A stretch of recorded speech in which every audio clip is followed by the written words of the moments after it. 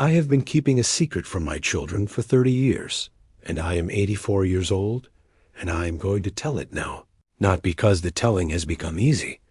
It has not become easy, but because I have finally understood the difference between protecting the people you love and withholding from them, and the understanding has arrived too late to undo the 30 years of the withholding, but not too late to stop adding to them.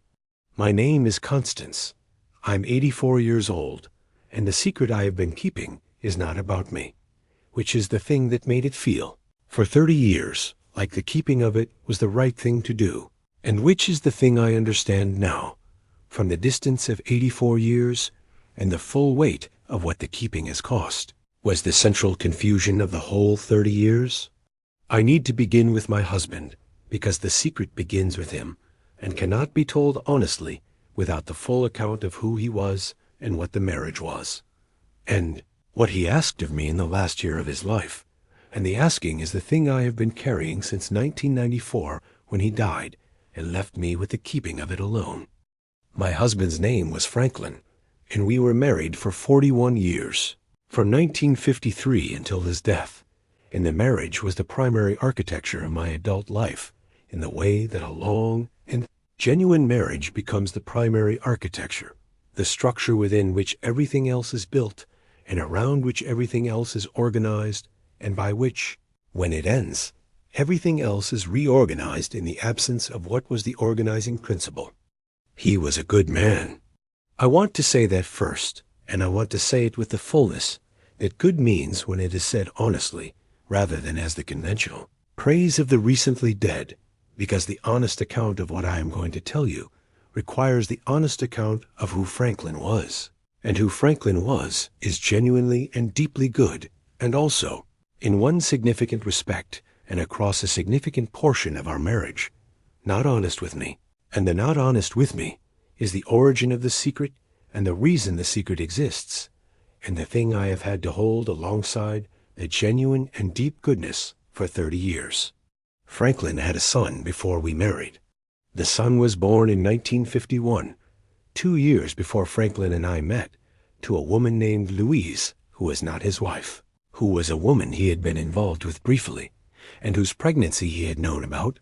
and whose child he had known existed, and whose existence he had told me nothing about in 41 years of marriage, had told no one in the family about, had carried as his own private knowledge across the entirety of our life together, and had disclosed to me, finally and only, in the last months of his life, when the cancer was advanced, and when the carrying of it alone was becoming more than the diminishing capacity of a dying man could continue to manage. He told me in March of 1994, 4 months before his death. We were in the bedroom, in the specific and intimate condition of the late illness, the condition in which two people who have been together for 40 years occupy a new and reduced world organized around the bed and the medications, and the daily negotiations of the body's increasing limitations. And he told me in the direct and somewhat formal way that Franklin told difficult things without preamble and without the softening that the difficult thing might seem to require. And the directness was, I understand now from the distance of 30 years, the final form of the respect he had for me, the understanding that I was not a person who needed the thing managed into a more comfortable form before receiving it. He told me that the son's name was Michael, that he had been born in January of 1951 in Cincinnati, where Franklin had been living before he moved to Cleveland, and where he had met Louise at a social gathering, and where the involvement had been brief and had ended before Franklin knew Louise was pregnant, and that Louise had written to him after Michael was born and told him about the child, and that he had sent money for several years, not a great deal of money, and consistently across the years, until Louise wrote again to say she had married and that the husband was adopting Michael, and that Franklin's involvement was no longer either required or welcome. He had last had contact with Louise in 1958, 7 years after Michael's birth and 5 years into our marriage, and in the 36 years between the last contact and the telling he had not known what had become of Michael, had not sought to find out, and had not told me, had lived with the knowledge of the son's existence as a private and apparently manageable. Weight that he carried alongside the marriage, and the family we built, and the life we shared. And the carrying had been, I have had 30 years to think about this, the most significant thing Franklin ever kept from me, and the most significant way in which the marriage, for all its genuine depth and love, was not the full and honest thing I had believed it to be. I want to tell you what I felt when he told me, because the feeling is part of the honest account, and because the feeling was complicated, in the specific way that the feelings produced by a significant deception are complicated when the deception is revealed in the context of the dying of the person who deceived you, which is the context that removes the available responses and leaves you with something more difficult and more honest than the responses would have been. I was not angry, or not primarily angry, which surprised me then, and which I understand better now. I was something closer to grief, the specific and heavy grief of someone who has just understood that the thing they have been living in for 41 years was not entirely the thing they believed it to be, that the architecture of the marriage had a room in it that she had never been shown. And the grief was not about the room's contents, not about Michael or about Louise or about the brief involvement before Franklin knew me, but about the room's existence, about the 41 years of not being shown it, about the specific and daily intimacy of a long marriage in which the most significant, unknown thing about the person you are intimate with is never visible and never available,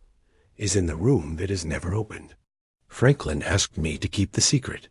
I want to be precise about this, because the asking and the keeping are the center of what I've been living with for 30 years, and the precision is what the honest account requires. He did not demand the keeping, and he did not claim the right to it, was not the man who would claim the right to anything in those months, was instead a dying man who was asking his wife of 41 years to make a choice about something that was genuinely hers to choose. He said he had not told the children because he believed the telling would damage their memory of him, and that the memory of him was what would remain for them, and that he wanted the memory to be unambiguous. And he asked me whether I would keep the secret for the sake of that, and he said he would understand if I could not. I said I would.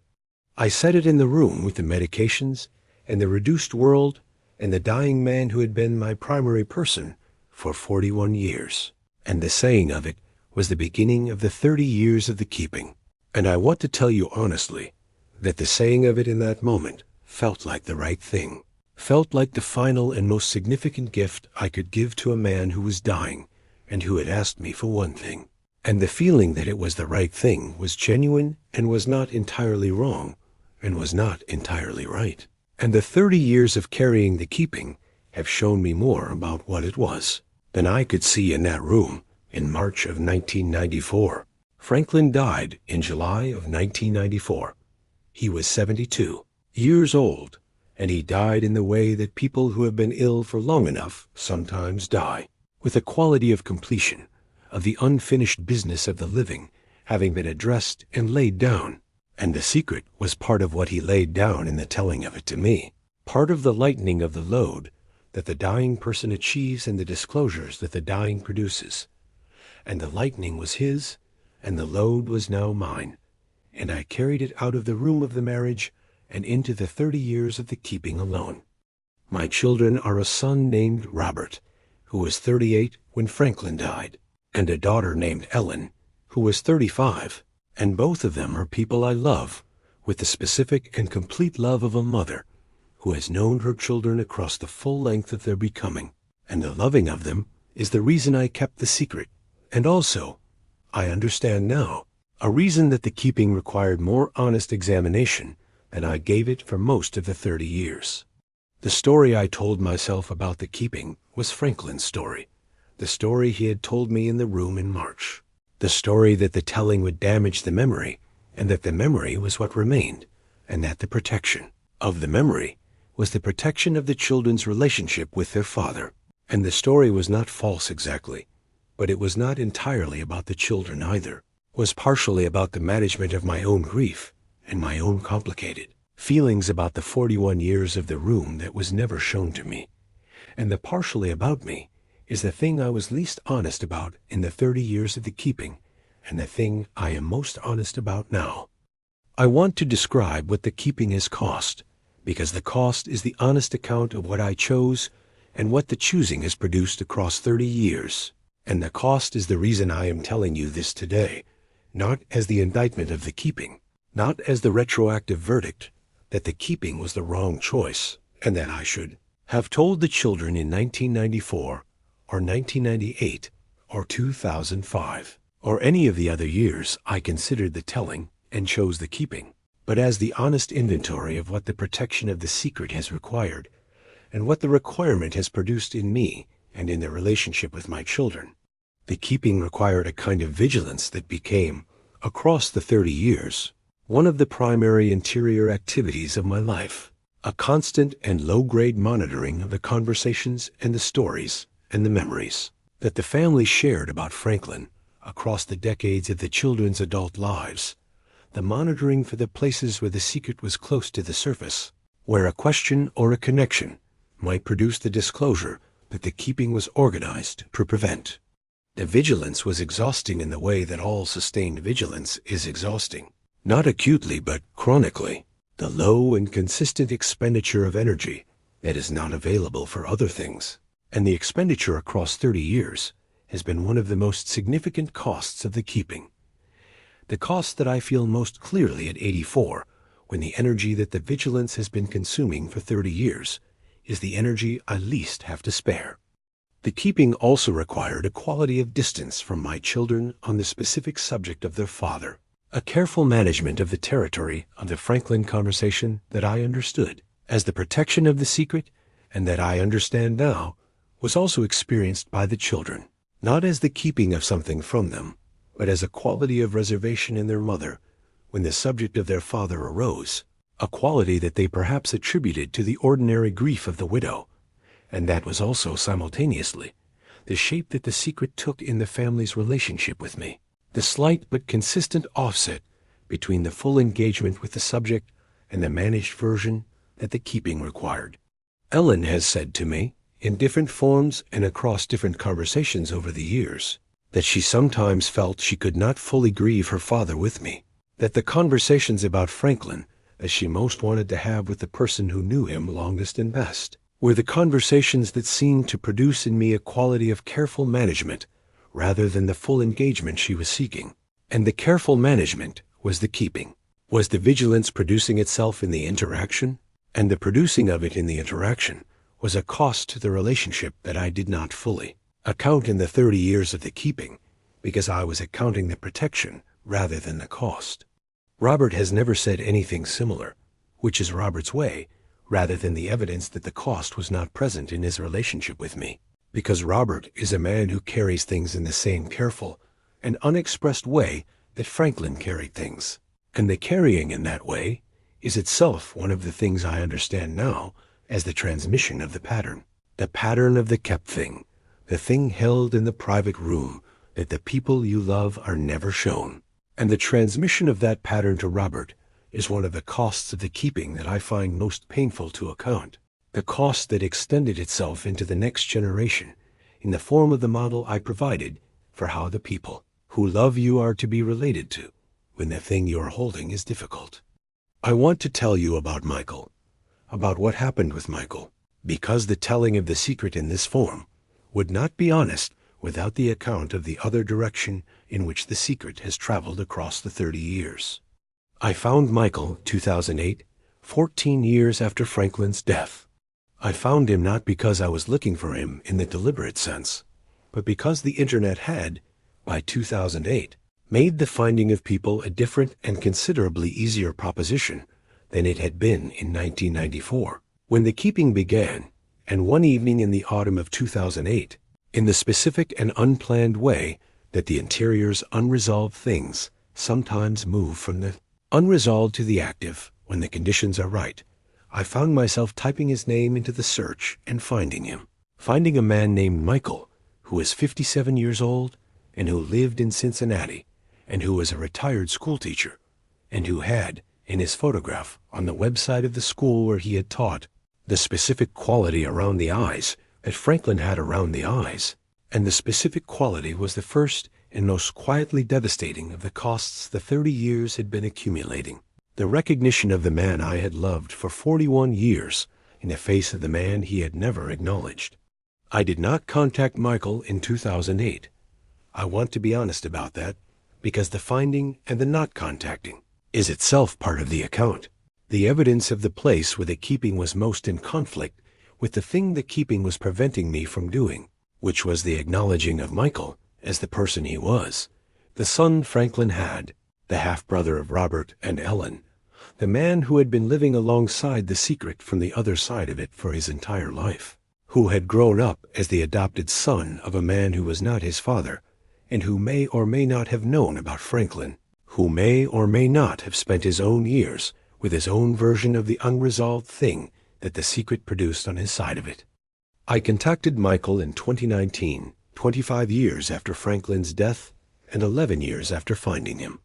The contacting was the result of the specific and accumulating understanding that the keeping was becoming, as I moved through my late 70s and into my early 80s, something I was increasingly unlikely to be able to maintain for the remainder of the life, not only because the energy that the vigilance required was diminishing, but because the moral weight of the keeping was increasing as the prospect of the not telling became the prospect of the never telling, and the never telling was something I found in my late 70s that I was not willing to do. I wrote Michael a letter. The writing of it took several weeks and many drafts, and what I arrived at was something short and direct that said who I was and what my relationship to Franklin had been, and what I knew about Michael's relationship to Franklin, and that I was writing because I believed he deserved to know what I knew, and because I was 80 years old and aware that the time for the telling was not unlimited. I said I was not asking for anything, not for a relationship, or a response, or the forgiveness of the 30 years of the not writing, and that whatever he chose to do with the information was entirely his, and I would understand any response including no response. He responded in 3 weeks. His response was longer than my letter, and was written with the specific and careful quality of someone who has had a long time to think about something, and who has, in the thinking, arrived at a place that is not simple, but that is honest. He said he had known about Franklin since he was in his 20s, had found the records through the adoption process, and had known the name and the basic facts, and had made the decision at the time not to seek contact, had decided that the man who had sent money and then disappeared was not the man he wanted to pursue, and had lived with that decision for 30 years, alongside his own version of the unresolved thing that the secret produced. He said that my letter had given him something he had not expected to receive, which was not the permission to feel differently about Franklin. He was not interested in revising his relationship with a man he had never known, but the confirmation that he had not been entirely invisible, that Franklin had known about him and had in some form, however inadequate and however ultimately the wrong choice, tried to account for him, and the confirmation was worth something he could not fully articulate, but that he wanted me to know was real. We have been in correspondence since 2019, not frequently and not in the form of a close relationship. We are too old and too long separated for the close relationship that the correspondence could be misread as reaching toward, but in the genuine and careful form of two people who share a significant thing and who are, in the correspondence, acknowledging the sharing and honoring it without requiring it to be more than what it is. He sent me a photograph of himself last year, and the quality around the eyes was present in it in the same way it was present in the school website photograph, and I have it on my desk, and I look at it sometimes with the complicated mixture of grief and something that is not grief, something in the neighborhood of the honest reckoning, the sense of the full account being more visible than it was before the correspondence. I have not told Robert and Ellen. I want to say that clearly, because the title of this telling implies the telling has happened, and the truth is that the telling is the decision I have made, and that I am in the process of executing, and the telling to you, the telling in this form, is part of the preparation for the telling to them, which I am going to do before the end of this year. And the preparation through the telling in this form is the honest account of where I am in the process, rather than the presentation of the resolved version that the title might imply.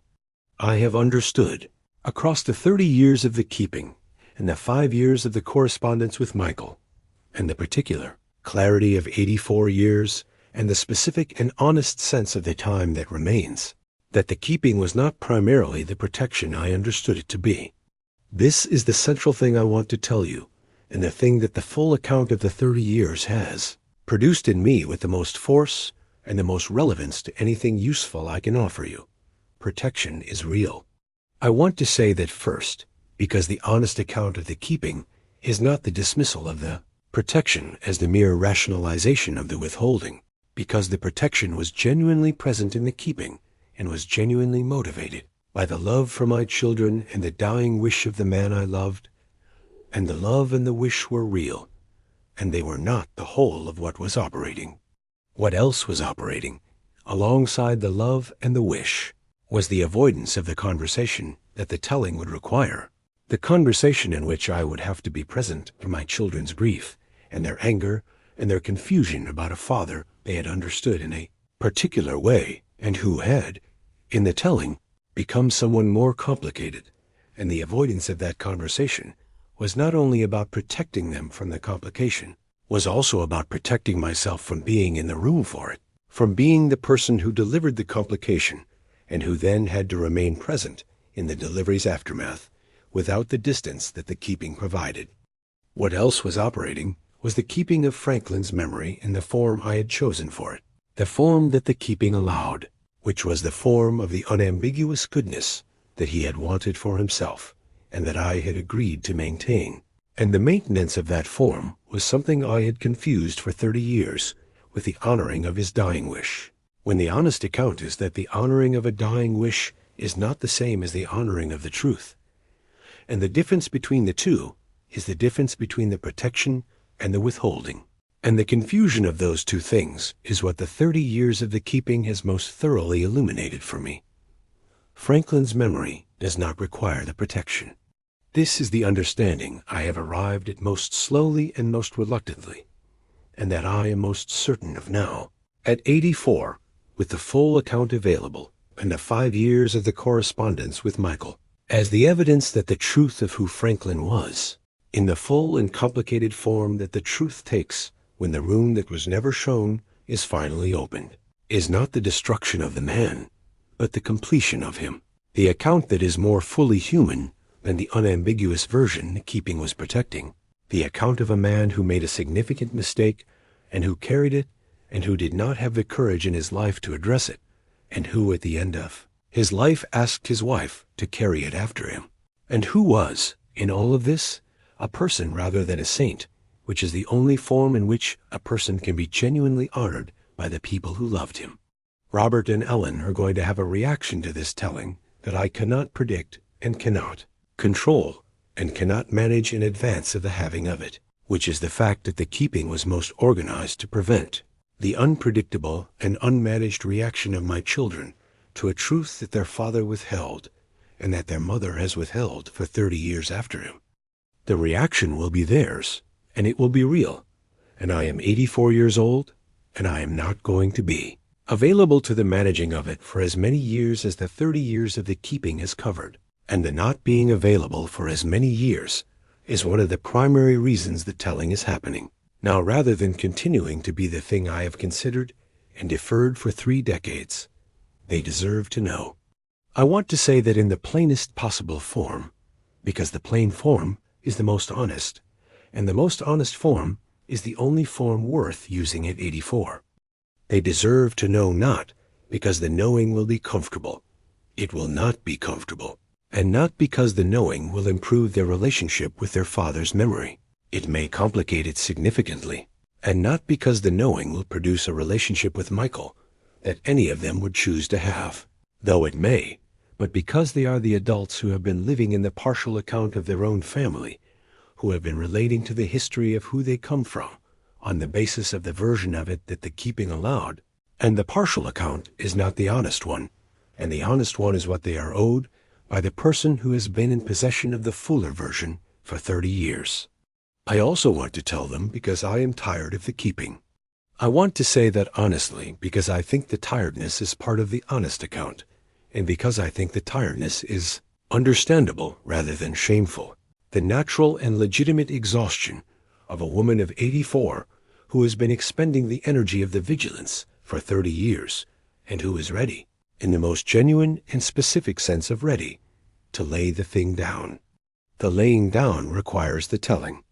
There is no other form of the laying down that is honest. No version of the releasing of the weight that does not involve the giving of the thing to the people it belongs to. And the people it belongs to are my children, who have the right to the full account of the family they come from, and who will now, before the end of this year, have it.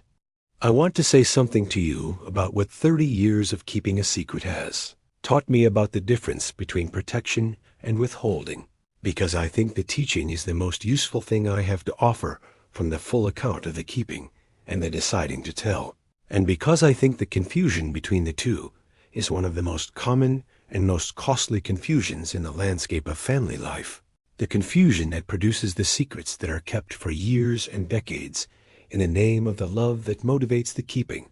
and that the love is not sufficient to redeem.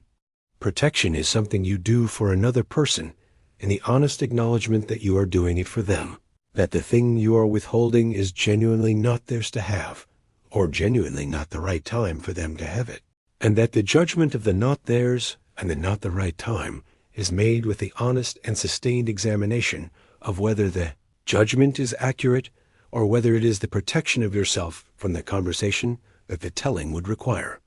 Withholding is what protection becomes when that examination is not sustained, when the judgment of the not theirs or the not the right time is made once and then not examined again, when the initial decision to protect hardens across the years of the not revisiting into the keeping that is no longer primarily about the other person and is increasingly about the avoiding of the conversation and the managing of your own relationship with the thing being kept, and when the avoider and the manager is you rather than the person the protection is supposedly for. I confused the two for 30 years. The protection was real at the beginning, or real enough, and it became the withholding across the years of the not revisiting,